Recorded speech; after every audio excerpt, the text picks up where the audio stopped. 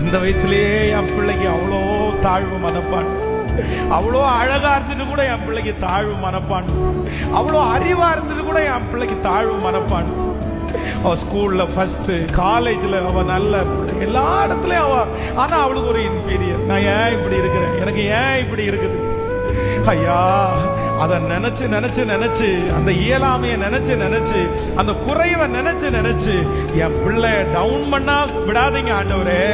இப்போ அவளுக்குள்ள ஒரு உற்சாகத்தை கொடுங்க ஆண்டவரே, ஒரு தைரியத்தை கொடுங்க ஆண்டவரே. எந்த காரியம் இல்லையோ அந்த காரியத்தை ஆண்டவரே ஒண்ணு நீங்க கொடுத்து ஆசீர்வதிங்க.